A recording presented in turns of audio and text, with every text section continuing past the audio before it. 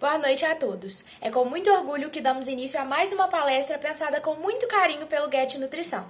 Nosso palestrante de hoje é o professor Marcos Vidal Martins, que irá falar sobre restaurantes do futuro, tendências de mercado para negócios em alimentação. Ele estará online respondendo as perguntas no chat. Boa palestra a todos. Olá para todos. Para aqueles que não me conhecem, eu sou o professor Marcos Vidal, do Departamento de Nutrição da UFJF.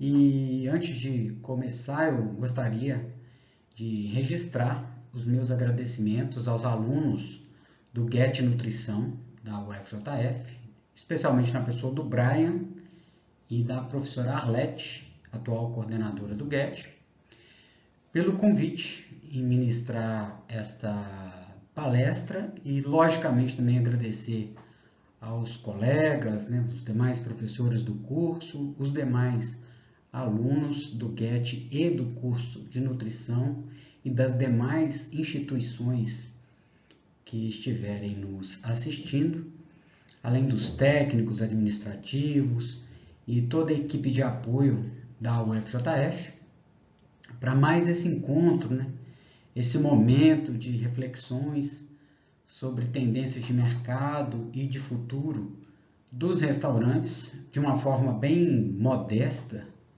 uma vez que são apenas sugestões baseadas nas minhas leituras e observações de tendências geopolíticas e, claro, da nutrição envolvida neste contexto. O meu muito obrigado. Então, a palestra que a gente entrou em comum acordo para fazer neste evento é esta intitulada Restaurantes do Futuro, Tendências de Mercado para Negócios em Alimentação.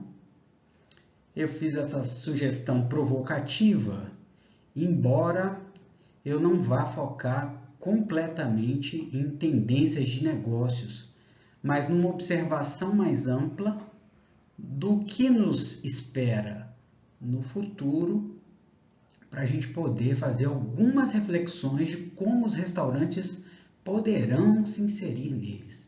Então, é claro que são observações, mas que também tudo pode mudar, tudo pode acontecer ao longo do tempo, a depender do que o universo vai nos levar. Bom, muito bem. Então, diante disso, a gente tem que pensar alguns pontos chaves, antes de falar de inovações tecnológicas e de tendências de mercado, pensar no food service de uma forma geral, eu pretendo provocar vocês para a gente pensar alguns pontos, fazer algumas análises de reflexões que nos vêm à cabeça quando a gente pensa no futuro. Pensar no futuro não é uma tarefa muito fácil, sem devaneios. Se a gente quiser acertar de forma mais objetiva o que se espera do futuro, é bastante complexo, dada as mudanças mais aceleradas nos últimos tempos. Se a gente pensar o passado, fica muito mais fácil da gente fazer uma linha do tempo com relação às tendências de futuro, uma vez que não tínhamos um avanço tecnológico tão expressivo como é agora. E, de fato, então, quando a gente pensa nessa questão de futuro, 5, 10 anos, que não parece ser tão distante, para algumas tecnologias pode ser um abismo. A gente pode pensar que em 5, 10 anos tudo pode mudar na cadeia produtiva de alimentos em função das necessidades relacionadas a esses pontos, inclusive, que eu coloco da agenda da palestra, Porque algumas questões a gente precisa que elas sejam ajustadas para que a gente tenha uma solução mais adequada para a população mundial, pensar nas mudanças climáticas, pensar nas necessidades e buscas por inovações e soluções em alimentos e nutrição, para depois a gente pensar nesse tal restaurante do futuro. Então, a agenda proposta é esta. Vamos falar inicialmente de algumas projeções populacionais, segundo a ONU, em um estudo bem interessante do The Lancet, publicado no ano passado, em 2020. falar um pouquinho de mudanças climáticas e impactos na produção de alimentos. Vamos falar das necessidades e buscas de soluções para essa produção em alimentos e nutrição. E, finalmente, vamos tratar do restaurante do futuro e as tendências que possam estar impactadas com isso. E aquelas que já, teoricamente, estão incorporadas. Porque, querendo ou não, o presente hoje é o futuro que foi do passado. Se estivéssemos fazendo esse exercício e alguém, algum nutricionista fazendo esse exercício lá no ano 2000, como seriam os restaurantes de 2021? Será que mudou muita coisa? Dos anos 80 para cá, será que mudou muita coisa? Se pensarmos restaurante em 1900, em 1800, tinha restaurante? Como que era? Então, a gente refletir esse exercício de como será daqui a algum tempo é bastante interessante para elencarmos alguns pontos e alguns deles que já fazem presença no nosso dia a dia, uma vez que a pandemia, inclusive, da Covid-19, acelerou alguns processos que aconteceriam, mas aconteceram de forma mais sumária em função da necessidade de adaptações do sistema alimentar, os deliveries e outras situações que abordaremos mais adiante. Muito bem, então, relacionando essas questões de quem somos e quantos seremos, quantos somos, e quantos seremos, eu quis trazer esse exercício de provocação aqui para a gente pensar, poxa vida, restaurante para o futuro. Primeiro ponto é pensar quantas pessoas teremos que alimentar, E são bastante, Observem que se a gente olhar há 10 mil anos, a população mundial ela representava apenas 1 milhão da população. Em 1800, pouco mais de 200 anos, nós já tínhamos aí 1 bilhão de habitantes no planeta. E se a gente pegar em 1960, que já, alguns pais de vocês já estavam vivos, alguns da gente aqui já estariam vivos, éramos 3,5 bilhões de habitantes no planeta. Bom, atualmente já estamos na faixa dos 7,5 bilhões de habitantes, a depender das estimativas, de qual fonte de estimativa, mas assim, aproximadamente é isto segundo os estudos. Aqui eu estou com duas informações, uma do artigo publicado no The Lancet e uma da ONU.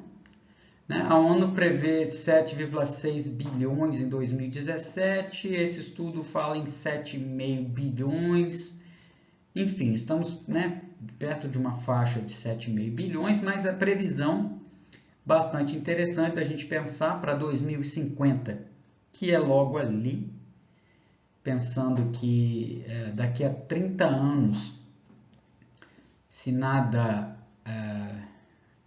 absurdo acontecer, estaremos todos vivos, com uma tendência de envelhecimento populacional mundial, sobretudo em países em desenvolvimento, e países desenvolvidos já estão envelhecidos. Para quem estudou epidemiologia, é um prato cheio para a gente observar isso. Inclusive, eu gosto de brincar, o futuro aos idosos pertence, Teremos um problema grave de força de trabalho e de alterações desses mecanismos. Então, em 2050, estima-se aproximadamente aí 10 bilhões de habitantes no planeta. É muita coisa se a gente observar em termos de necessidade de produção, disponibilidade de alimentos. Então, assim, digamos que essa cifra formidável em número de habitantes pode, inclusive, levar o planeta ao colapso, sem criar nenhum tipo de alarde, mas, inclusive, esse estudo do The Lancet, que eu vou mencionar também no próximo slide, nos leva a crer, inclusive, por esse estudo, inclusive por estimativa, que ele difere desse dado da ONU, que a população mundial vai entrar em declínio. Ela não vai chegar nos 11, 12 bilhões, conforme algumas previsões de outros estudos nos levam a crer. É interessante pensar sobre isso porque parece que vai chegar no momento em que ficaremos estagnados em termos de população mundial, uma vez que algumas necessidades iminentes, né, de controle de gases de efeito estufa, de crises hídricas, elétricas e de combustíveis, nos acometerá em curto prazo, imagine a longo prazo. Então é algo da gente pensar que talvez para a estabilidade da humanidade, segundo esse estudo da The Lancet, e depois eu posso disponibilizar para quem tiver interesse, parece que haverá um declínio populacional no ano de 2100, regredindo para perto de 8 bilhões, 8,8 bilhões, segundo o estudo da população mundial no ano de 2100. Bom, pensando em vários aspectos, e projetar o futuro é um exercício bastante interessante, porque é praticamente ficar tentando jogar na loteria para alguns pontos, né? Pensando em aquecimento global, por exemplo, se continuarmos na mesma toada, é possível que nem exista vida na Terra no ano de 2100.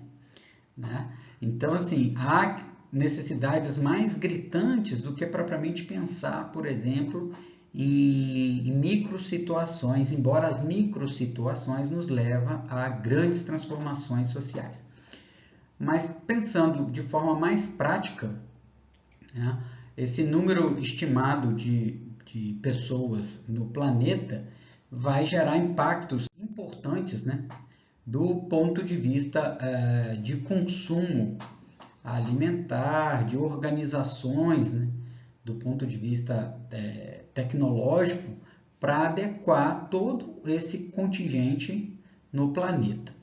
E é interessante que o estudo que eu mencionei da The Lancet é esse que está aparecendo agora.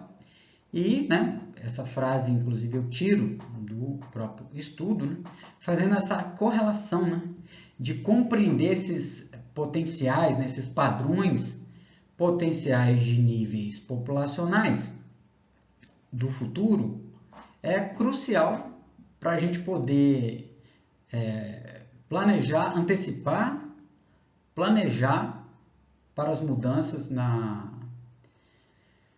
nas estruturas de idade, necessidade de recursos e cuidados de saúde e cenários ambientais e econômicos. Vão impactar drasticamente em vários aspectos. Né? Pensar na fertilidade futura, por exemplo, né? Poderia ser talvez um caminho chave para estimar o tamanho futuro da população, porque isso vai impactar diretamente em vários aspectos, do ponto de vista de produção, do ponto de vista econômico, geopolítico, enfim, tudo que permeia.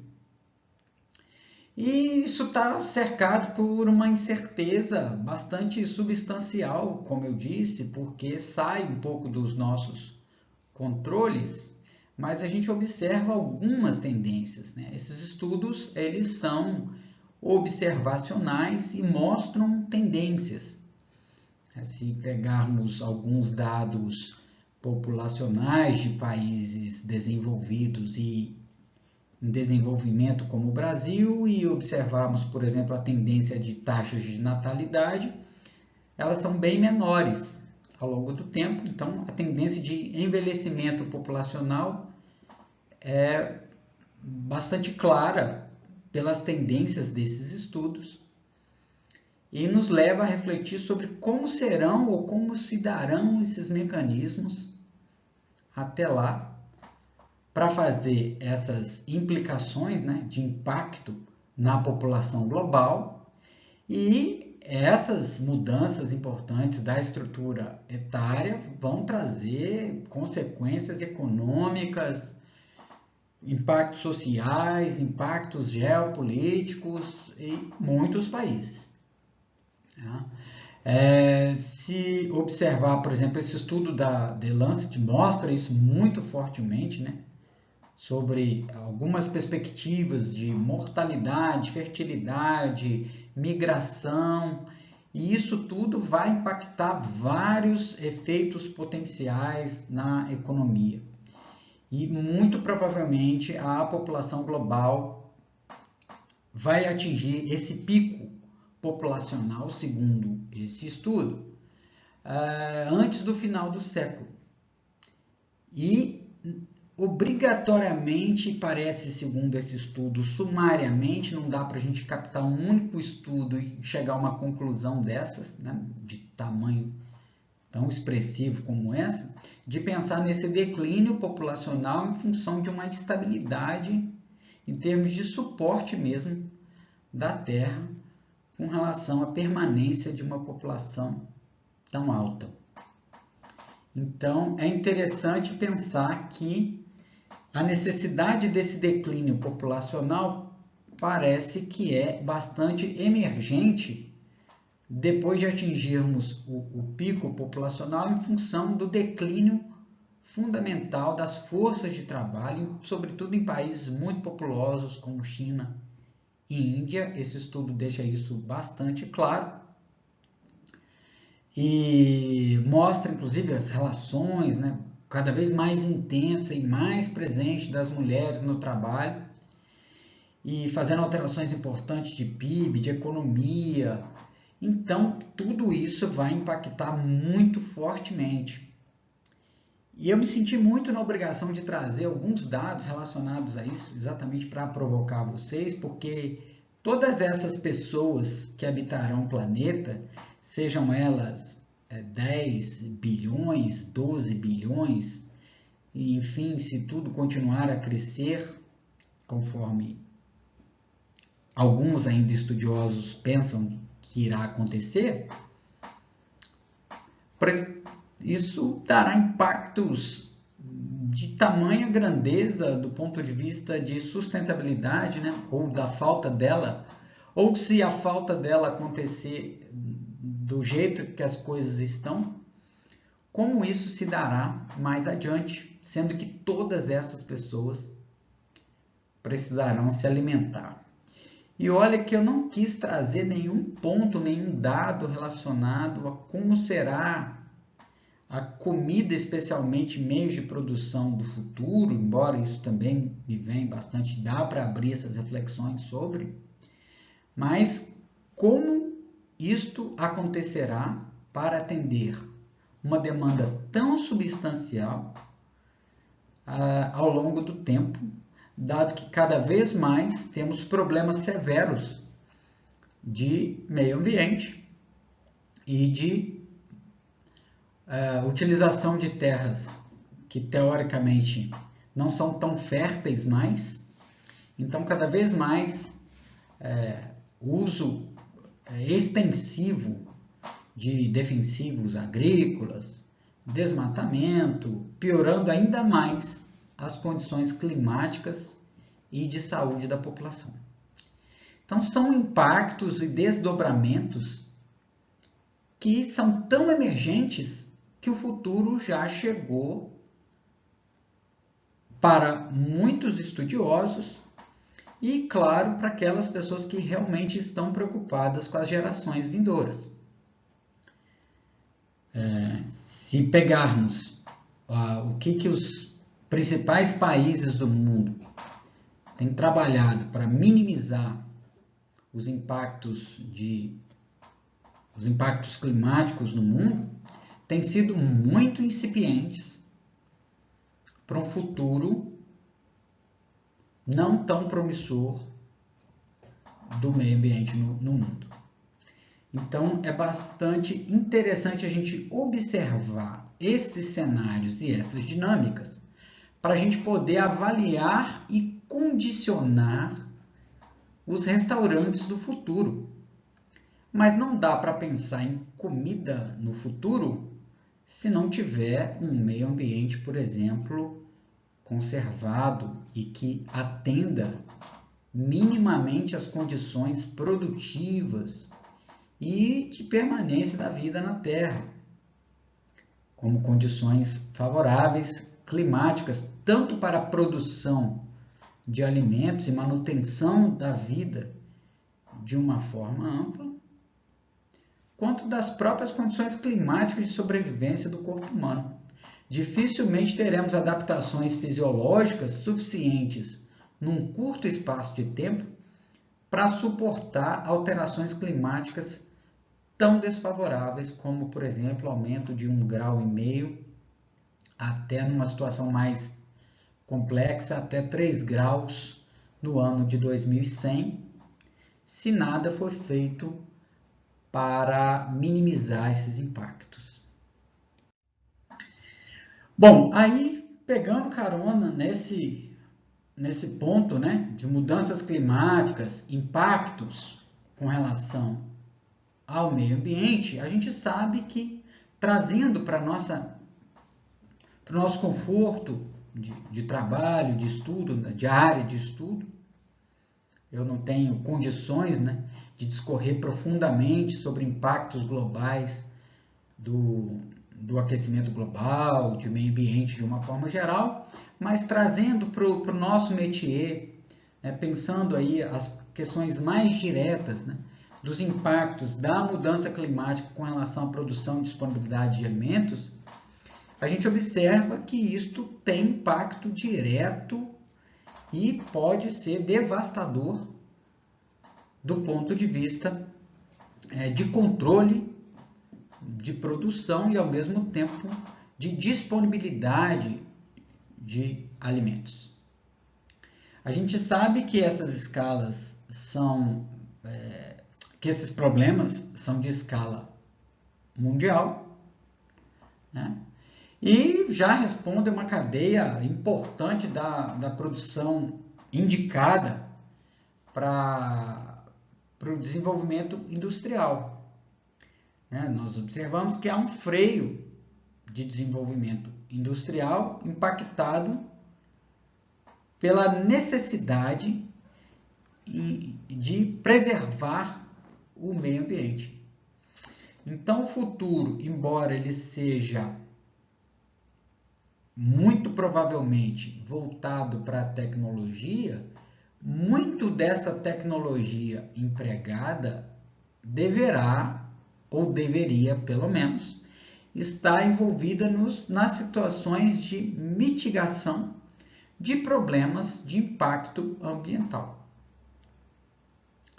Se a gente parar para pensar,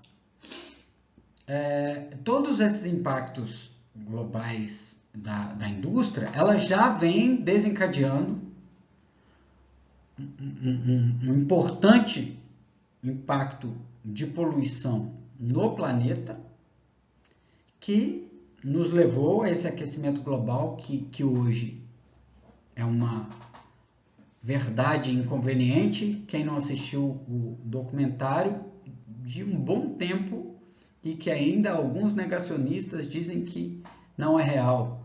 Uma verdade inconveniente do Al Gore. Assistam. Este impacto de aquecimento global, por sua vez, ele vai causando este aumento da temperatura média do planeta, elevando os níveis do mar, dos mares, né? Que, por sua vez, acarreta desaparecimento de ilhas, alagamento de cidades, alteração de ciclos de vidas, isso impactando diversas espécies, e essas diversas espécies impactadas podem acarretar impactos diretos no futuro do planeta, uma vez que todo o sistema, ou digamos, o ecossistema é interligado e tem uma simbiose e vive por necessidade em equilíbrio. Então, só há ecossistema se a gente manter as vidas das espécies no planeta. E aí, se a gente pensar os impactos, né, de resposta do meio ambiente a essas ações humanas, que é um processo natural, ela pode ser amplamente compreendida como uma metamorfose que engloba possibilidades de alterações mais catastróficas, do ponto de vista ambiental, obviamente. E aí, diante disso, a solução voltada para a resolução desses problemas relacionados de impactos à mudança climática cega profundamente aqueles sujeitos de que não estão linkados ao fato de que isto não é um agente central da metamorfose. Os negacionistas do aquecimento global são os mesmos negacionistas da pandemia, são os mesmos negacionistas que dizem que a Terra é plana, são os mesmos negacionistas das coisas mais óbvias, mas que não querem crer, acreditar e etc. E boa parte desses negacionistas fazem parte dos nossos governos, né? Sejam aqui e sejam no exterior.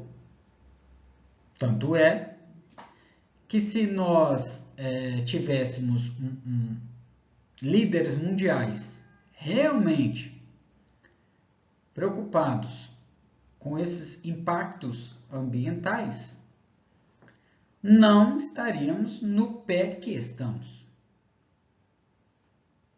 Claro que há as devidas particularidades de países em que isto é mais ou menos intenso, mas os grandes líderes mundiais ainda relutam sobre impactos econômicos em detrimento dos impactos ambientais. Então, refletir sobre produção, disponibilidade de alimentos no mundo, uma vez que produzir alimento da forma em que produzimos hoje, só iremos acelerar esse processo de metamorfose, de degradação do planeta. E aí, não fazendo aqui uma leitura pessimista, mas puramente realista, considerando que a grande maioria dos países não consomem, como americanos, como os japoneses, como os ingleses, como os alemães, porque se estivéssemos no pé de consumo desses países, no mesmo patamar, se tivéssemos uma igualdade, uma suposta igualdade de consumo equiparada ao consumo americano de viver, já teríamos colapsado o planeta por ausência de vários insumos e, obviamente, de excesso de produção de gases de efeito estufa, dado a celeridade de consumo do modo americano de viver. Mas não fazendo só uma crítica aos americanos, mas pensar esses impactos, eles perpassam por uma mudança global de consumo. E os alimentos estão diretamente envolvidos neste processo e nesta cadeia.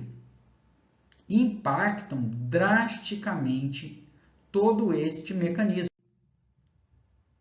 E é interessante porque eu trago aqui mais uma provocação de perspectiva de futuro, Eu não sei se vocês já viram, mas em algumas propagandas, já assisti em palestra, já usei informações deste quadro aqui em palestras, que é bastante interessante, de uma agenda da ONU para 2030 no Brasil, que está praticamente aí há 9 anos para que ela se concretize, digamos assim, mas que está completamente, algumas delas, fora do escopo governamental, fora do escopo, e não só colocando nas costas da atual presidência da República, que realmente vai sempre contrário a tudo que a gente pensa com relação às melhores ações para o nosso país, no que tange à igualdade, no que tange a uma economia mais solidária, no que tange ao meio ambiente, no que tange à saúde da sociedade de uma forma geral. Mas não só isto. Sai das mãos, inclusive, da atual gestão governamental e passa por todos os atores, empresas, enfim, todo mundo que está envolvido e principalmente talvez a grande mola propulsora que é o agronegócio, que dificilmente a gente vai conseguir reverter alguns pontos de produção e levá-los para uma produção mais sustentável, dada as expansões de mercado, principalmente das commodities, e o que isso leva de fato para fora e traz muito pouco para o país, a nossa carne exportada, a nossa soja exportada, nosso milho exportado, vai carimbado com cheiro de floresta amazônica, de cerrado, dos nossos principais biomas, a água, que não está implícita, que não está embutida no preço, da carne, por exemplo, que é comercializada no exterior, e comercializada no produto interno também, no mercado interno. Mas, enfim, observando essa lógica, essa tônica da agenda da ONU, dificilmente alguns pontos principais que deveríamos levantar aqui na discussão especificamente voltada para alimentos, conseguiremos atingir até o ano de 2030. E quando foi lançado, parecia totalmente viável. Então, o que nos preocupa diante de tudo isso? É como estaremos em 2030 e como projetaremos isso já para 2050. Do ponto de vista de erradicação de pobreza, fome zero, agricultura sustentável, saúde e bem-estar, educação de qualidade, igualdade de gênero, água potável e saneamento, energia limpa e acessível, trabalho decente e crescimento econômico, indústria, inovação e infraestrutura, redução das desigualdades, cidades e comunidades sustentáveis, consumo e produção responsáveis, ação contra a mudança global do clima, vida na água, vida terrestre, paz, justiça e instituições eficazes, parcerias e meios de implementação desses processos. Tratar isto tudo, embora seja um assunto recorrente, já que a sobrevivência humana está atrelada a procedimentos de melhoramento de vida e à existência de recursos naturais no planeta, se a gente parar para pensar, está tudo interligado, não há vida no planeta se não tivermos minimamente uma sustentabilidade do mesmo.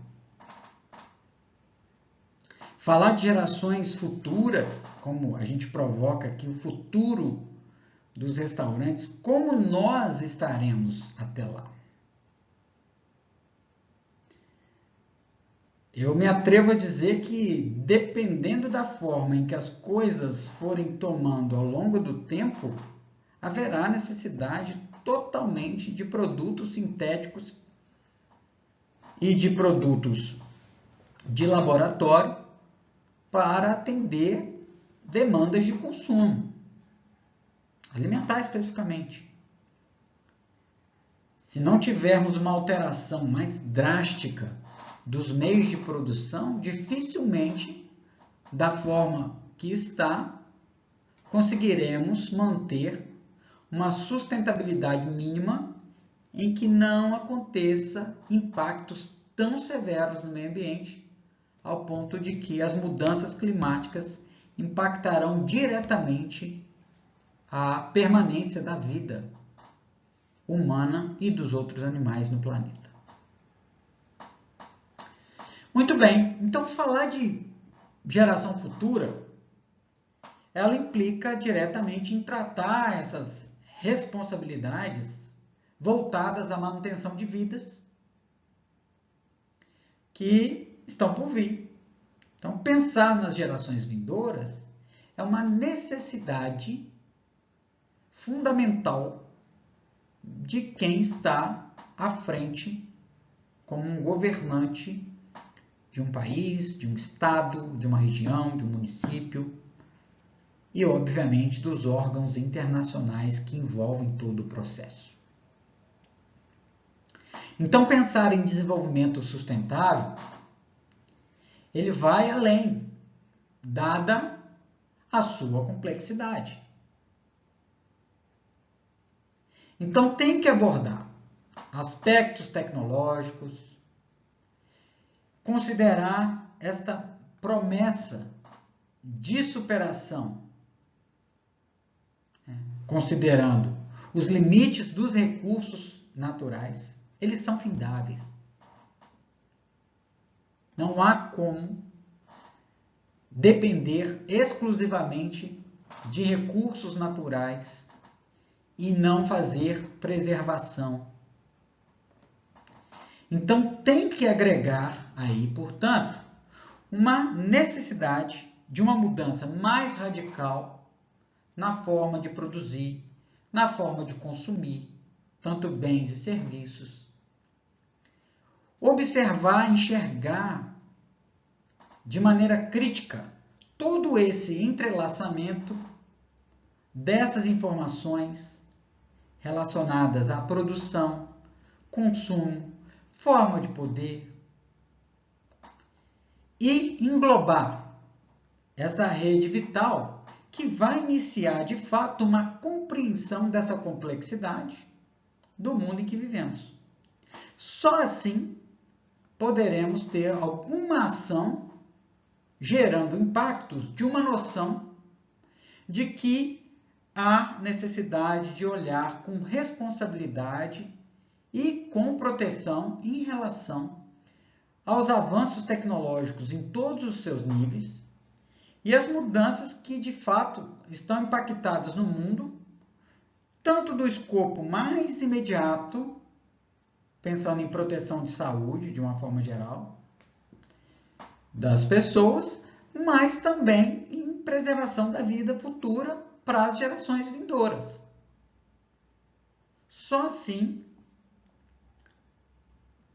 e eu volto a repetir, provoco essa reflexão inicial antes de falar de restaurante do futuro, porque só haverá futuro se preservarmos o planeta.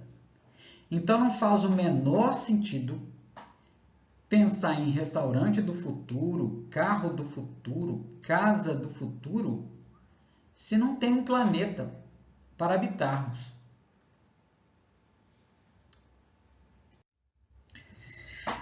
Bom, diante disso, voltando para o métier nutricional, que é o que eu disse, que é o que nos aproxima um pouco mais da realidade,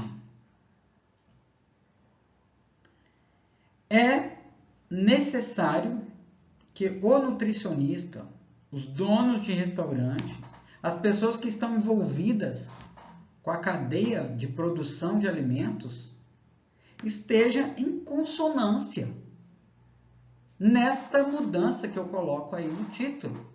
dos meios de produção dos alimentos visando sustentabilidade. Provocando novamente vocês. Esta projeção da organização da FAO, da Organização das Nações Unidas para a Alimentação e Agricultura, nós vamos precisar aumentar a nossa produtividade de alimentos em 70% para atender às demandas mundiais, dado o crescimento populacional. Por isso que não pode dissociar as estatísticas das pirâmides etárias, né? Pensando como estaremos daqui a 20, 30, 50, 100 anos. Né? Então, uma previsão inicial para 2050, segundo a ONU, é que nós tenhamos que aumentar a nossa produção de alimentos em 70%. Puro e diretamente. Não estou falando ainda de desperdício, tá? Não estou citando pontos aqui que vocês podem me questionar, dizendo, mas professor, o problema não está na produção, está na distribuição. Isto também é um problema econômico e social associado à cadeia de produção de alimentos. De fato, temos dados de desperdícios bastante elevados e talvez aí venha a tecnologia nos favorecendo neste impacto. Isto eu já estou dando um spoiler da palestra porque lá na frente são, digamos, as melhores soluções para pensar o restaurante do futuro. Bom, essa projeção é exatamente pensando em números, segundo a FAO, sair de 8,4 bilhões de produção de alimentos, de toneladas de alimentos, para quase 13,5 bilhões de toneladas de alimentos produzidos por ano. Vejam bem os impactos que isto pode acarretar no meio ambiente. Outro ponto importante que a FAO coloca, eu me baseei nesses dois estudos que eu cito aí embaixo, é necessidade de conservação de recursos e eficiência de produção alimentar, alimentos com baixa produção de carbono e, diante desse cenário todo, ainda tentar promover mais justiça social. Fazendo um paralelo com tudo isso, o que esses estudos trazem em resumo, né? Eu posso falar para vocês. Primeiro ponto, precisamos garantir minimamente um suprimento sustentável de alimentos, pensando nesse crescimento populacional que não está tão distante assim. 30 anos passa rápido. Se não tivermos mecanismos para mitigar o processo, poderemos colapsar. Então, temos um rápido crescimento que nos torna, então, um grande desafio para o processo. Se a gente fala de sustentabilidade e condições gerais de produção de alimentos, esse ponto, para mim, já é um dos mais principais no cenário de aquecimento global. É uma das áreas que mais necessita de ações imediatas, pensando nas projeções que envolvem todo esse cenário da cadeia.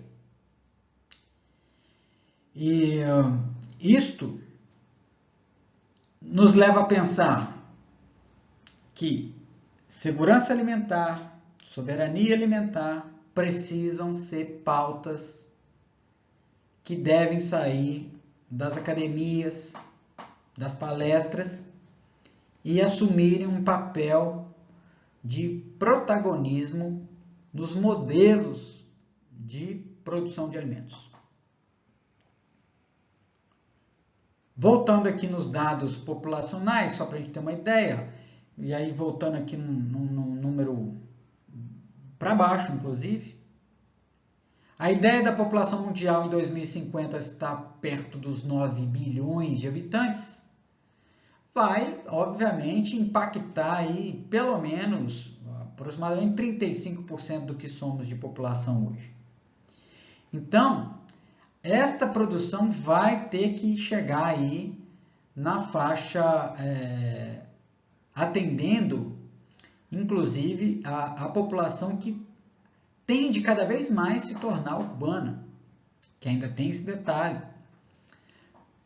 Cada vez mais temos a saída do homem do campo.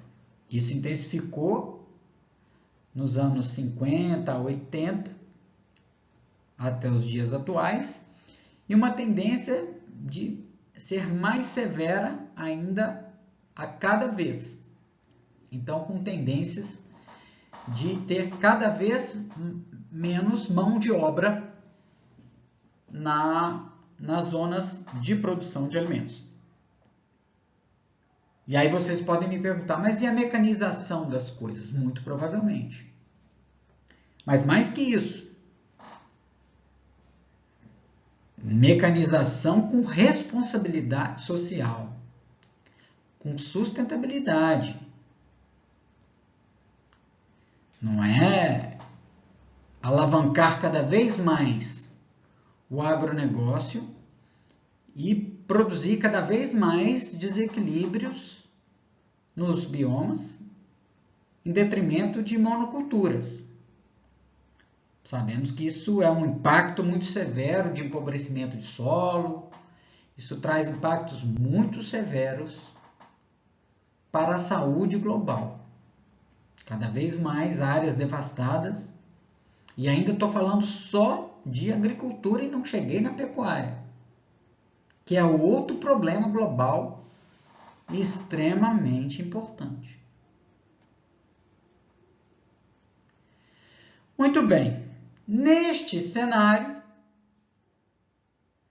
mais alimentos terão que ser produzidos usando cada vez menos terra, porque o planeta ele finda, e a população aumenta e o planeta continua o mesmo. As áreas de produção vão se extinguindo, dada a não preservação desses espaços. O que fazer? Além disso, temos o impacto da água.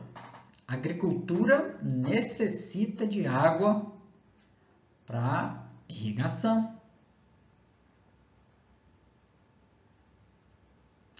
A água também, em muitos países, como por exemplo o Brasil, impacta diretamente na produção de energia. Estamos em crise hídrica. Por maior devastação, temos um impacto muito mais severo com relação a menos chuvas. E menos chuvas, mais crise hídrica, necessidade de outros tipos de energia em que o Brasil ainda não detém bons geradores de energia que não sejam as hidrelétricas. Até tem, mas ainda não tem um custo tão acessível quanto as hidrelétricas. E o outro impacto que envolve isto diretamente está na geração de energia limpa. Necessidade extrema para minimizar os impactos de aquecimento global. É um grande xadrez tudo isto. Muito bem. Esse desafio hídrico, esse desafio de terra, impacta diretamente na solução ou necessidade de produção para alimentos mais sustentáveis. Alimentos que atendam nutricionalmente aquelas pessoas. que precisam se alimentar para manter suas condições mínimas de vida. Então, como nutricionista, pensando aqui numa previsão de uma dieta balanceada, que tenha os nutrientes adequados para aquele indivíduo.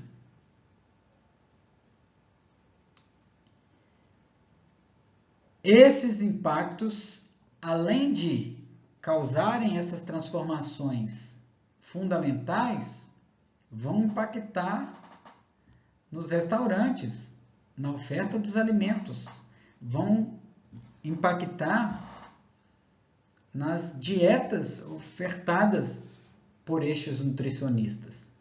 Ou não só necessariamente por eles, mas as pessoas que procurarem os alimentos de uma forma geral.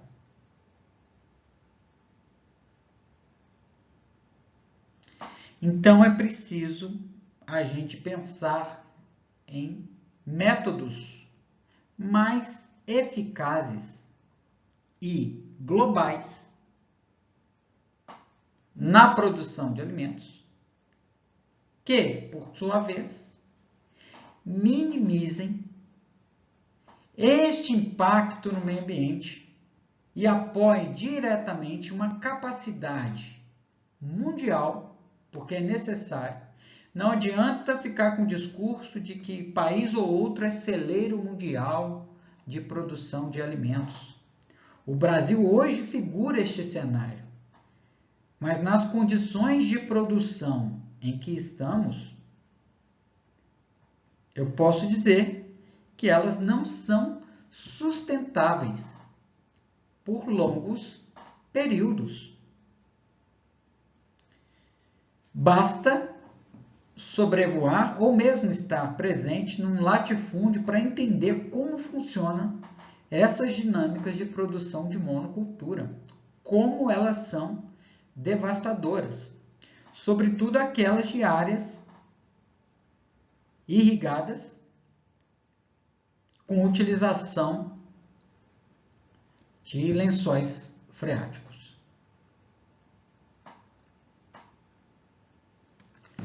Muito bem. Se a gente pensar de uma forma geral, conforme acontece com todas as situações, a produção de alimentos não será diferente. Ela impacta nas mudanças climáticas, impacta na escassez de água, degrada solo,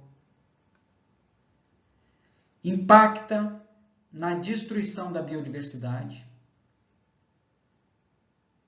Só para vocês terem uma ideia, trazendo um dado também desse material que está disponível no slide,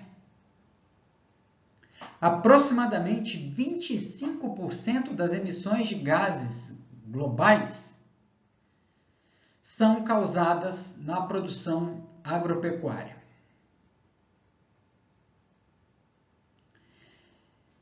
Bom, esses dados estão linkados à queima, de florestas, de abertura de novos espaços para a produção e à produção em si.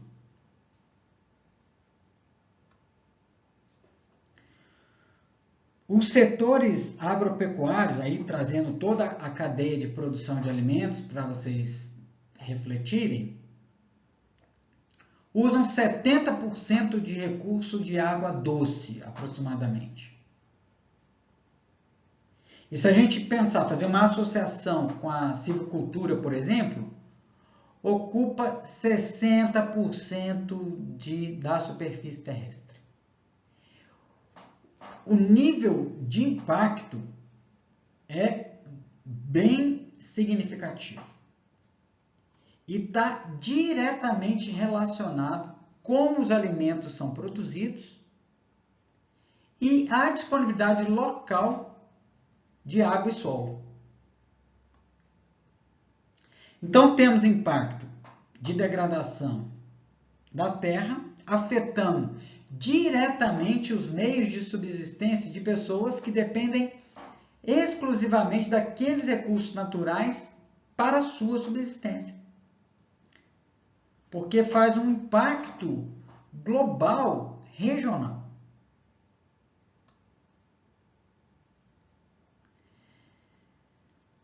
Isso impacta diretamente na soberania alimentar, que eu já mencionei. Isso impacta diretamente na segurança alimentar, na renda de pequenos produtores. E isso vai impactar um público vulnerável, como mulheres e jovens, que com essas opções mais, digamos, limitadas, estão entre esses grupos mais vulneráveis. E o fato de estar nesses grupos mais vulneráveis, eles serão os que mais sofrerão esses impactos das degradações do planeta e seus desdobramentos de mudança climática. Para vocês terem uma ideia, ainda seguindo este trabalho, pensando na FAO, com dado relacionado ao trabalho de mulheres, este estudo mostra que o trabalho das mulheres ele é essencial para alimentar o mundo. Tem um estudo muito interessante que aborda impactos de mulheres na agricultura. Só que isto não é discutido, isto não é falado, isto não é mencionado. O que nos alimenta em termos de produção é a agricultura familiar. O resto vira commodity, é exportado, é vendido no mercado externo, é transformado em ração ou produtos de exportação para países de primeiro mundo.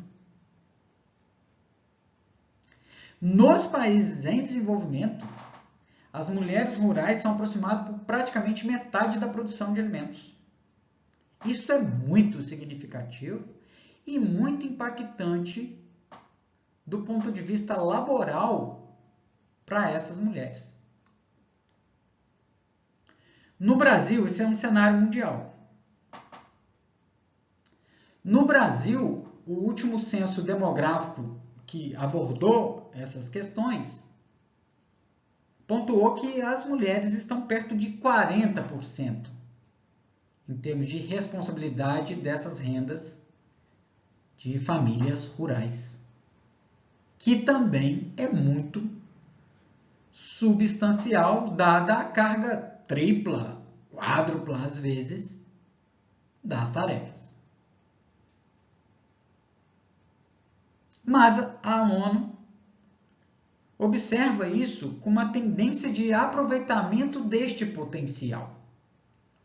E observar então essas desigualdades pode mudar muito, especialmente aquelas já existentes no setor agrícola. Então, quando a gente pega aqueles dados que eu mostrei da Agenda 2030 da ONU,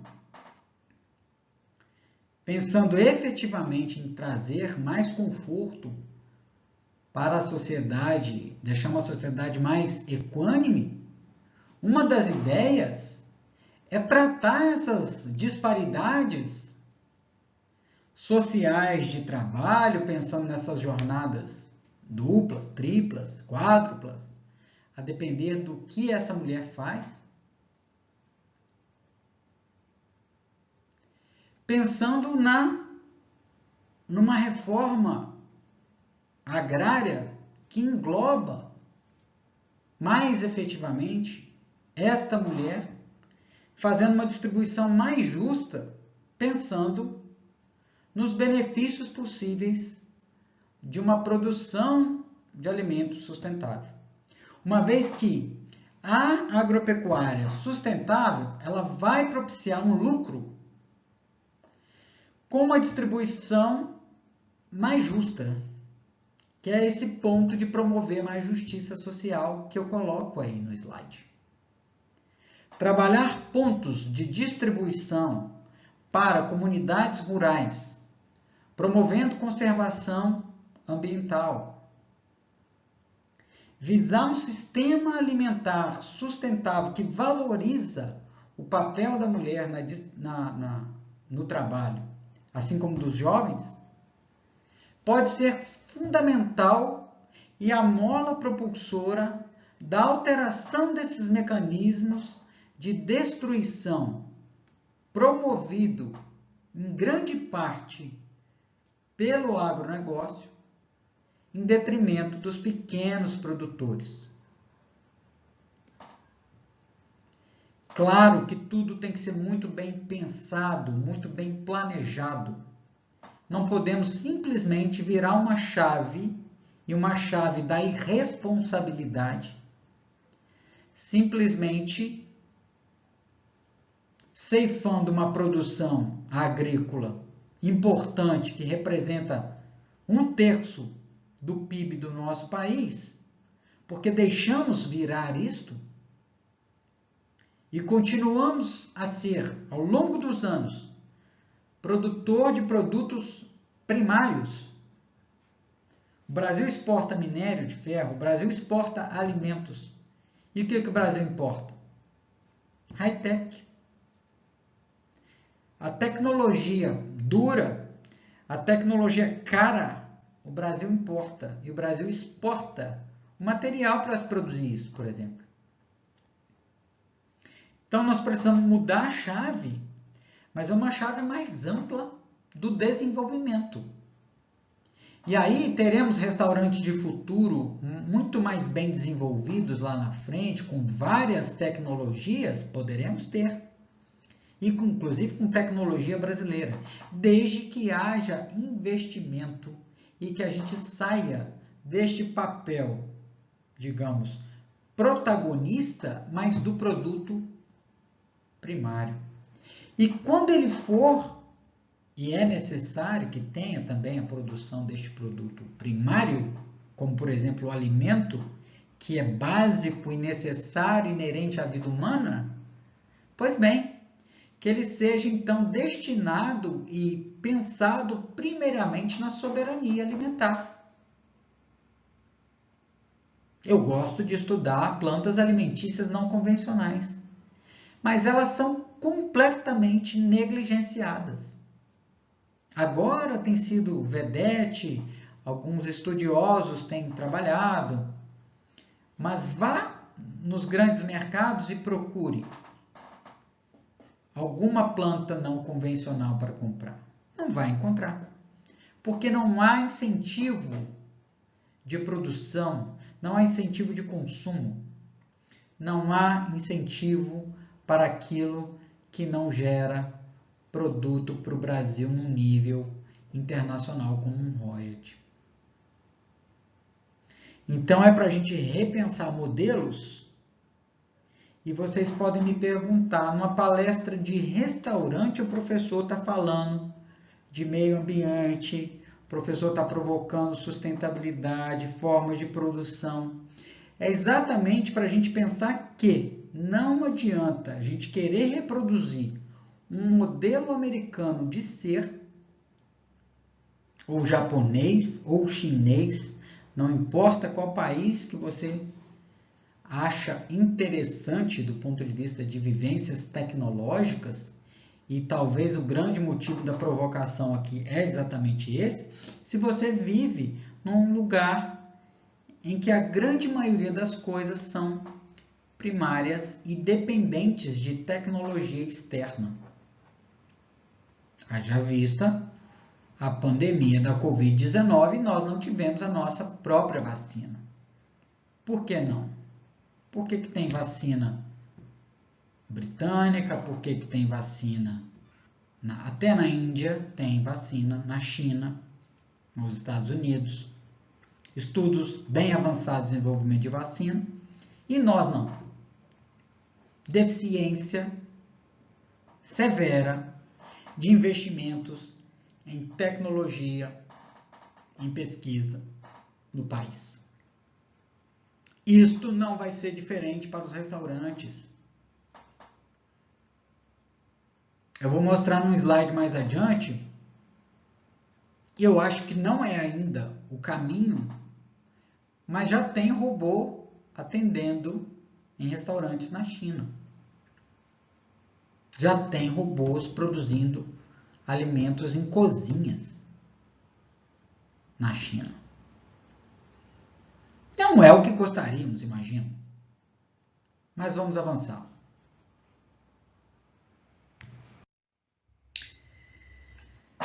E aí, é isto. Depois dessa abordagem toda, a pergunta é esta: como estimar o restaurante do futuro e suas tendências? Quando eu coloco esse tema e me pergunto, e comecei a fazer pesquisas para montar essa palestra, fiquei pensando, o que eu poderia falar de restaurante do futuro?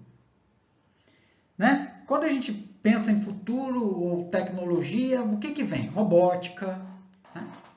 Aí eu coloquei esse trabalho interessante mostrando que na China já lançou aí no ano passado, ano de 2020, lançou o seu primeiro restaurante operado completamente por robôs. Essas fotos aí eu peguei da internet, tá? Não é exatamente do mesmo restaurante, uma vez que tem ali um homenzinho, né? Ali na figura de baixo. No outro também tem alguns humanos ali. Este, especificamente, foi lançado um restaurante na China completamente operado por robôs, chamado de Food On. E ele é especializado em comida tradicional chinesa e está reconhecido, né, dentro de uns berços mais importantes da culinária lá da China. E nesse lugar as máquinas fazem tudo. Desde atender o cliente até preparar os pratos, organizar logística de delivery, enfim, tudo lá funciona por robôs, mas claro, tudo foi organizado considerando todo um sistema de inteligência virtual. Tem garçom, robô, né? Os garçons vão nas mesas informando o prato do dia. Parece aqui um pouco de Star Wars, né? Misturando homem com robô, com bicho, enfim. Porque é dado o tipo de comida na China, né? Come cachorro, come grilo, come barata. Bom, enfim. A ideia não é pensar nisto, mas não tem como não refletir isto, né? Pensa. Então eu tenho um robô, uma mega tecnologia preparando um prato de algo completamente bizarro, né? No nosso olhar cultural. Não podemos esquecer disso. O que é bizarro para a gente é normal para alguns e o que é normal para a gente pode ser bizarro para outros. Eu nem gosto de usar a expressão normalidade em função disso mesmo. E é muito interessante, porque quando me veio a ideia da palestra, eu falei, não vou estimar futuro de restaurante aqui no Brasil com um robô atendendo. Até porque a forma cultural do brasileiro é completamente de um chinês, de um asiático, né? Os tipos de cultura. Então, eu mesmo jamais gostaria de ir num restaurante ser atendido e que alguém preparasse minha comida que não fosse um humano. Então, eu acho que estamos muito distantes disso. Mas não consigo deixar de fazer uma reflexão daquele estudo publicado do The Lancet falando da redução populacional. Um dos países mais afetados em termos de população mundial no ano de 2050 até 2100 será a China. Então não duvide, e você vai estar vivo até lá para me contar, talvez eu já esteja velho gaga, que terão robôs sim, produzindo e atendendo. Até porque é um tipo de trabalho bastante que exige esforço, dedicação, tempo. Se for uma máquina fazendo, os meios de escravização do humano, em alguns casos, principalmente no mercado chinês, poderão ser evitados com robôs. Não vou refletir sobre isso também. É só para provocar vocês. Então eu venho com essa pergunta, né? Quais serão as prioridades dos restaurantes do futuro? Eu, categoricamente, talvez na minha forma analógica de ser, que robôs ainda não. Estamos longe de robô atendendo mesa e fazendo produção de alimentos. Mas algumas coisas que envolvem robótica e inteligência artificial poderão fazer parte, sim, daqui a 10 anos, talvez 15 anos. E algumas já fazem parte que o futuro já chegou, se a gente considerar 20 anos atrás, 30 anos atrás. Ninguém imaginaria fazer um pedido de comida por aplicativo, por exemplo. Ninguém liga mais para a pizzaria e fica perguntando todos os sabores de pizza para atendente no telefone. Você escolhe os sabores, não precisa decorar mais, porque eles estão lá. Tem a foto, você sabe o preço, você sabe quem está trazendo o seu pedido, em que tempo vai chegar. Não precisa de pagar diretamente em dinheiro, o cartão já será debitado no processo. Tudo isso é muita tecnologia que nós não esperávamos há 10, 20 anos atrás, nem pensávamos. Há 10 já tinha pizza delivery, talvez até 20. Mas em proporções muito menores. Hoje o delivery faz parte, alguns restaurantes estão totalmente delivery na pandemia e agora no pré-pós-pandemia, digamos assim. O pré-pós-pandemia é que ainda a pandemia não acabou, mas tem gente que acha que já acabou. Mas que ainda ficaram no sistema delivery, entenderam que era um nicho de mercado interessante. Bom, então, alguns pontos, diante de tudo que eu falei até agora, são fundamentais para a gente pensar. Sustentabilidade em alta e usando tecnologia. Por que não? Então, eu uso o que tem de melhor na tecnologia para aplicar em sustentabilidade. Outro ponto, não há espaço para desperdício de alimentos. Vocês viram os dados?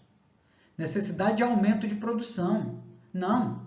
Vamos melhorar, racionalizar a utilização. Já existem geladeiras inteligentes que detectam, por exemplo, qual produto que está por vencer, que você deverá utilizar. Ou, inclusive, combina. E essa tecnologia já é de uma empresa, não vou falar nomes, né? Mas de uma geladeira já que está vendida no mercado, já está sendo comercializada no mercado aqui no Brasil, que identifica alimentos que estão por vencer e quais combinações que você poderia utilizar, por exemplo. Isso no nível menor, nível macro, pode ter várias tecnologias de identificação. Vou falar um pouco disso daqui a pouco. Observar melhor a eficiência e consumos de energia e de água, e aí vários aspectos. Outro ponto muito importante, observar a cumplicidade entre a arquitetura e a culinária. Pensar características que podem trazer impactos muito positivos, e aí é tecnologia pura. Forma de construção, quem assistiu minhas aulas de gestão de unidade, eu dou um ponto só de inovações tecnológicas que podem trazer informações muito importantes em termos de cozinhas sustentáveis.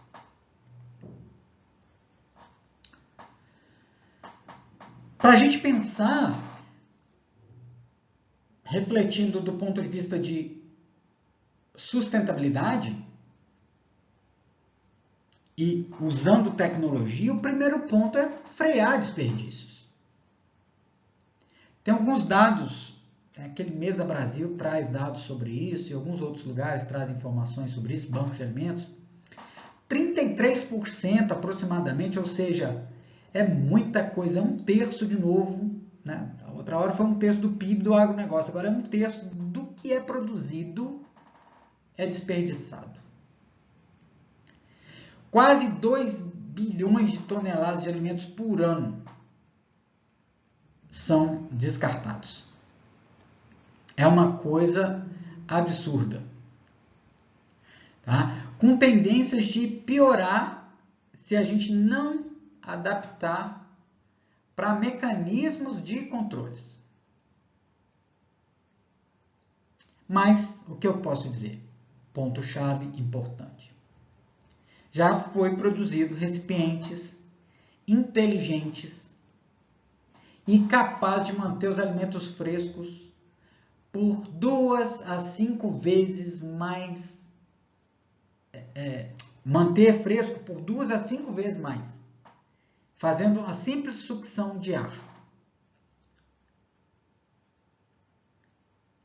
E aí, dá para pensar em vários aspectos em termos de utilização deste equipamento, tanto no delivery, quanto no armazenamento, quanto na aceleração de produção de algo, um pré-preparo. E o mais legal, integrado já com aquela Alexa da Amazon. Então, o comando para a coisa ser identificada, né? A Alexa, já embutida nesse sistema, ela vai registrando as informações em nuvem deste alimento. E aí, é possível, dessa informação em nuvem linkado com a Alexa, o rastreamento deste alimento com muito mais facilidade. Onde ele está guardado, qual que é a situação, qual que é o estado, a quantidade e o estado daquele alimento. Muito interessante. E o principal ponto, desperdício zero. Usando, então, tecnologia em benefício da minimização do desperdício. Isto é um impacto muito, muito importante. Outros pontos importantes que a gente sempre gosta bastante de frisar isso nas aulas de gestão de WAN, quando fala em construção de novos espaços, é adotar iluminação, ventilação mais natural possível. Sobretudo no quesito iluminação, ainda aproveitar, além da luz do sol, para iluminar o espaço, também você tem ótima luminosidade e não tem gasto de energia para iluminar, né? Por exemplo, tendo uma parede de vidro na unidade, usar também essa mesma energia solar com placas, fazer a utilização de placas solares no ambiente. Quanto maior for essas janelas, melhor iluminado será o ambiente. Se, obviamente, for possível fazer ainda uma circulação de ar com a utilização dessas janelas, e aí a arquitetura tem que estar intrinsecamente envolvida no processo, pensando nos aspectos de legislação para as boas práticas desses alimentos, a gente também minimiza consumo de ar-condicionado em alguns lugares, fora dos ambientes de cozinha, mas nos salões, dando um conforto térmico melhor, com menos gasto de energia.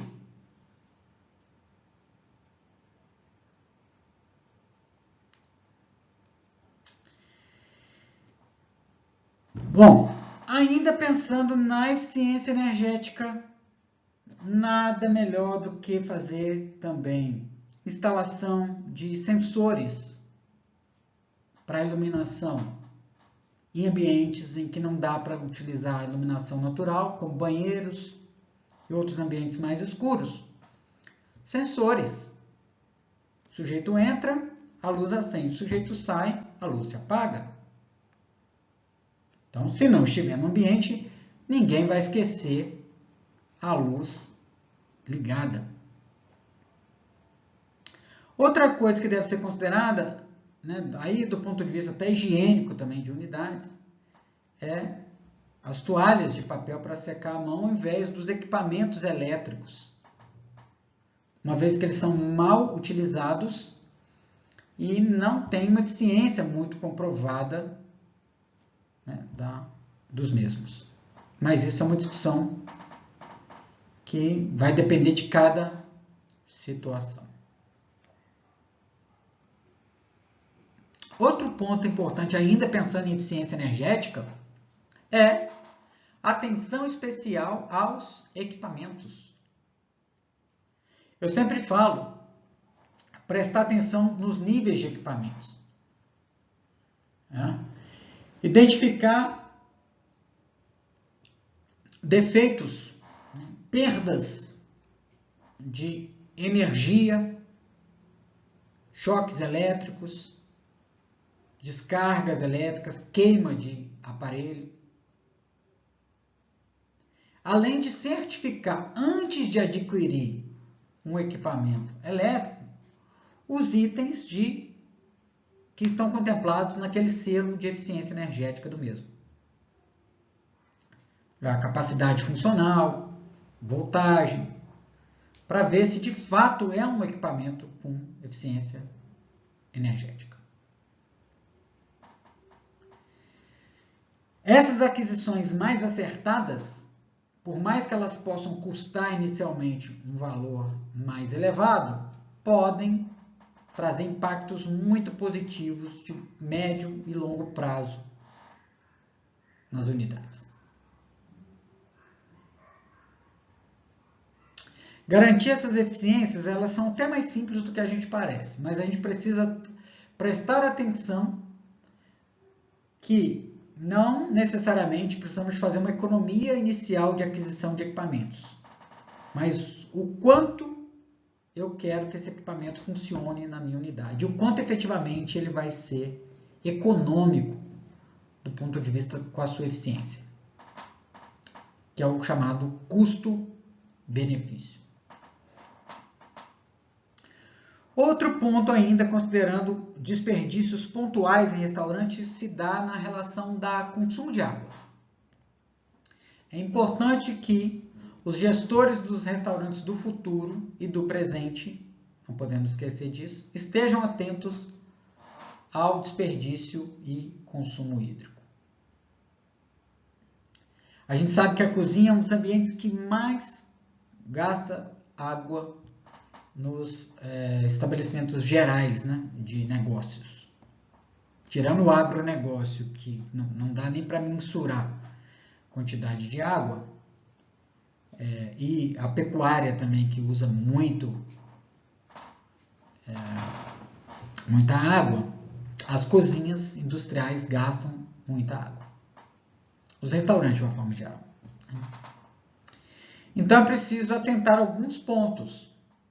Por exemplo, na hora de fazer utilização de lavagem de frutas, verduras, ao invés de fazer em água corrente, deixar sanitizando e depois fazer esse enxágue em ambientes com água mais preservada, limpa, claro, mas parada.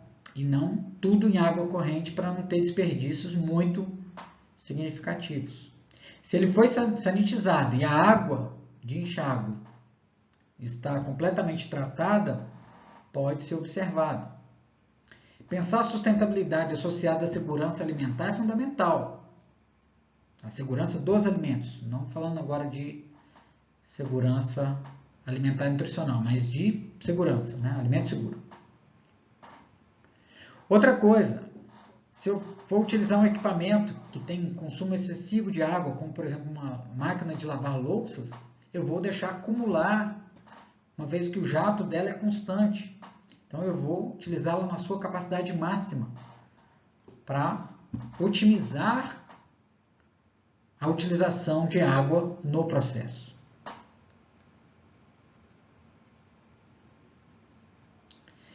Então, alguns pontos, né, como eficiência de equipamentos para preservar energia, utilização de placas solares, melhor eficiência de utilização natural, melhor utilização da água, da forma mais racional da água, como, por exemplo, instalar temporizador, né, nas torneiras, né, de banheiros, é fundamental, com vazão de água controlada.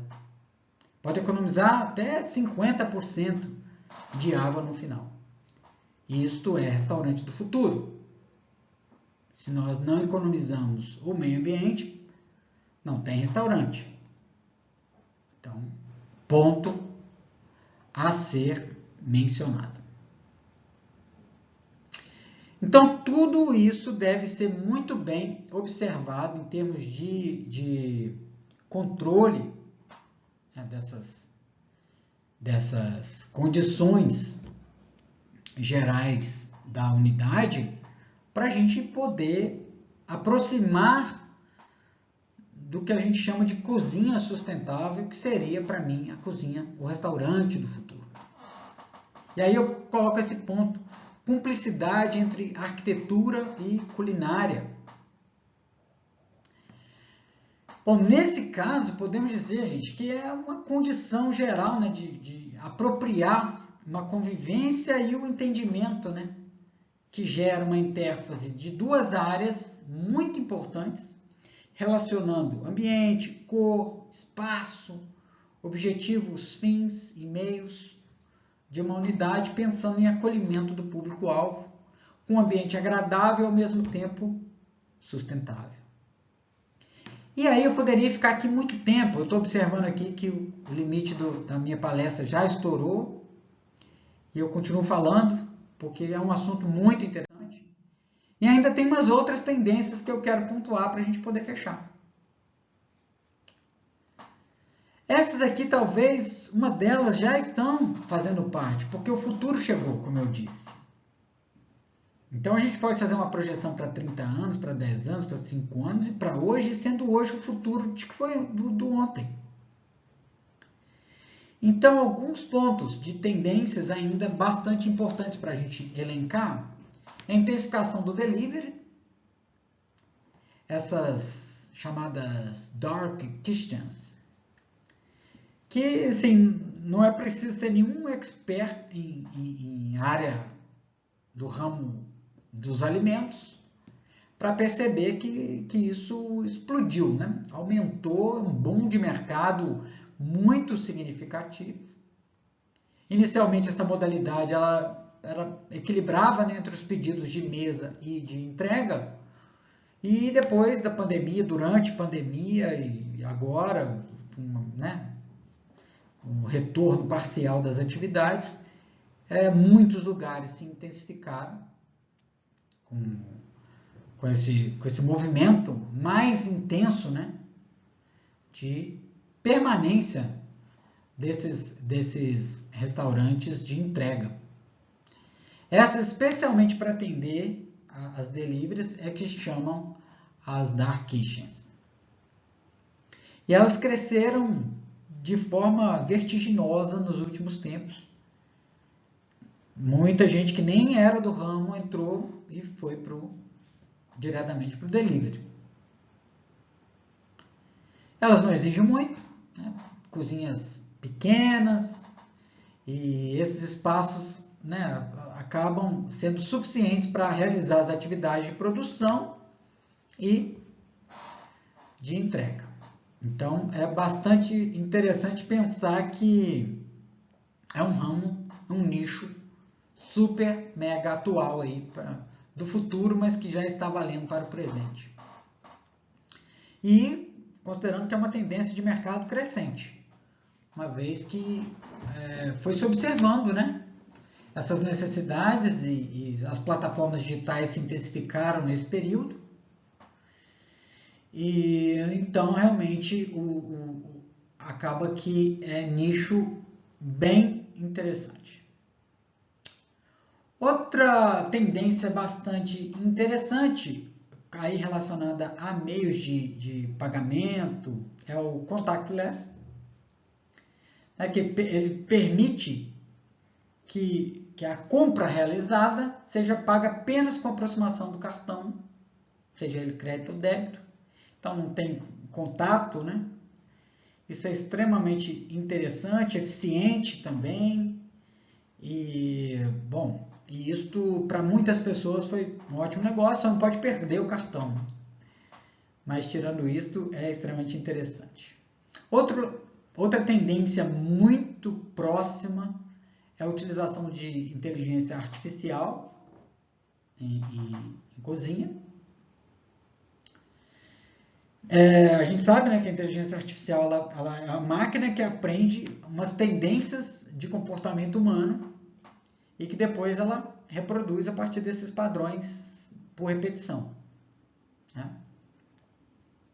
E aí vai que timers ativados por voz nessas máquinas vão gerar proporções que são personalizadas e claro que um restaurante do futuro certamente terá inteligência artificial para fazer identificações bem pontuais, específicas e otimizar todo o processo e cadeia de produção. Muito provavelmente está também bem próximo, talvez aí, pelo que eu andei lendo, 10 anos, muitos restaurantes estarão com essas tendências de inteligência artificial. Bom, os serviços os menus, né, digitais, com QR Code, URL, estão já disponíveis também, e cada vez mais. A tendência é a gente minimizar papel, não chegar mais a encontrar com cardápios nas mesas, né? Dada tanto a atualização do cardápio, quanto a otimização, todo mundo tem smartphone, então acaba que... O que eu estou falando aqui tudo também tem uma questão de inclusão ou de exclusão, né? Que também vale para o debate. Tudo isso que eu disse, tudo isso que eu venho falando aqui, eu sempre gosto muito de refletir sobre isso, né? Atende uma parcela significativa da população, mas muitos excluídos estão fora dessa dinâmica, né? Não só o excluído do ponto de vista econômico, né? Mas o idoso, por exemplo, tem dificuldade com tecnologia, se ele chegar num restaurante desse, dificulta bastante o seu acesso, né? Mas isso é uma questão a ser pensada e inclusive, otimização também de atendimento para esses públicos. Se a gente pensar que eu, inclusive, toquei no ponto envelhecimento populacional, então é uma coisa a se pensar, né? Outro ponto interessante é serviços de assinatura de comida, né? É bem legal. Na pandemia, teve um crescimento, segundo a Brasel, sobre esses serviços de assinatura. Teve um crescimento bem significativo de um negócio que nem existia praticamente aqui, em torno de 10%, com uma tendência de aumento aí de até 20%, 30% nos próximos anos também, né? Nesse período, só para vocês terem uma ideia, uns 800 clubes de assinatura de comida foram lançados. É muito comum assinaturas de vinho, né, de bebidas e tal, de outras iguarias, mas assim, especificamente de comida, é algo bastante inovador. Então, é algo a se pensar do ponto de vista de comércio eletrônico também, essas assinaturas de comida. Outro legal também de se pensar, que é uma coisa que também já está muito próximo, é cozinha na nuvem. É um nome bastante interessante para a gente refletir. São restaurantes que só vendem por aplicativo, entrega a domicílio, ninguém sabe quem é quem.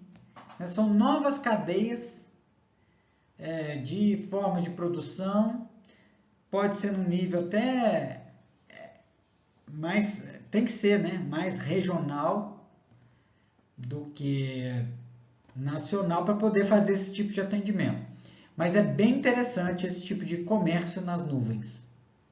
Muito legal. E outra coisa que talvez você já deve ter visto alguma matéria também que me chama a atenção, que eu acho que é uma tendência, inclusive pensando nos grandes centros, é as entregas autônomas, né? Óbvio que vai faltar, né? Vai tirar aí uma fatia de mercado de trabalho.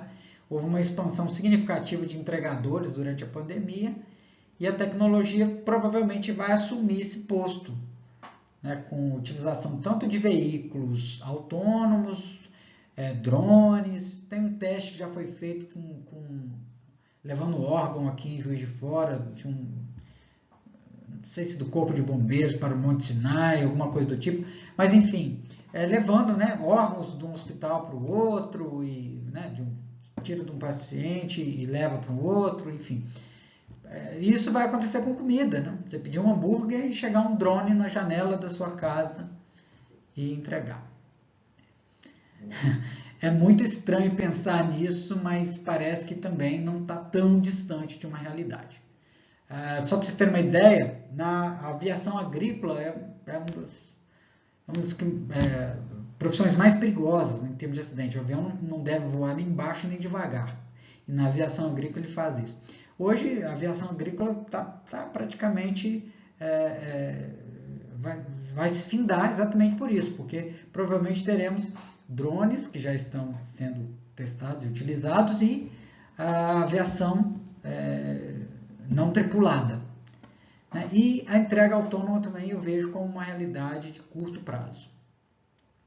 É bastante interessante pensar nisso.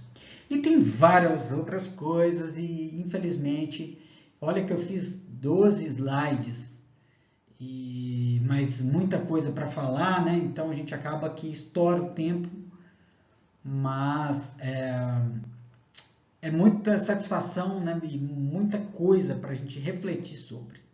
E não poderia, né, obviamente, de colocar essa frase, que a tarefa de prever o futuro, essa frase é minha, né? Que a tarefa de prever o futuro merece reflexões. Eu posso estar completamente enganado no que eu falei. Claro que, como eu disse, foi baseado em leituras, né, em visão, tanto de professor, quanto de percepção também como ser humano, como um sujeito que está antenado às notícias e tal, mas tudo pode mudar, né? Tudo pode acontecer. E aí é interessante, porque eu deixo essa frase do Peter Drucker, que a melhor forma de prever o futuro é criá-lo, né? Porque é uma provocação também que eu faço com vocês. Vocês serão os profissionais do futuro. E o que vocês esperam encontrar lá? Bom, se for uma caixinha de surpresa, é se não fizer nada. Agora, se eu fizer algo, provavelmente eu vou entrar nesse futuro que eu estou criando para mim. O Peter, ele é o pai da administração moderna, né? E ele tem muitos trabalhos relevantes, importantes na área de administração, por isso que eu quis trazer uma frase dele especificamente. E mais especificamente, porque assim, eu falei muito aqui de robótica, de inteligência artificial, mas sempre nos restaurantes teremos humanos envolvidos. Eu acho que jamais conseguiremos substituir a mão de obra humana, qualificada, nos restaurantes em detrimento de robôs ou de máquinas. E o Peter especificamente, ele deixou contribuição muito para as organizações voltadas para a natureza do gerenciamento voltado para pessoas. Eu acho que esse é o ponto-chave. Então, meu muito obrigado. Estou à disposição para as nossas reflexões e discussões. Um grande abraço e até mais. Muito obrigada, Marcos, pela ótima aula sobre o tema. Assim, encerramos mais um evento promovido pelo Get Nutrição. Esperamos que tenham aproveitado ao máximo. Ótima noite a todos!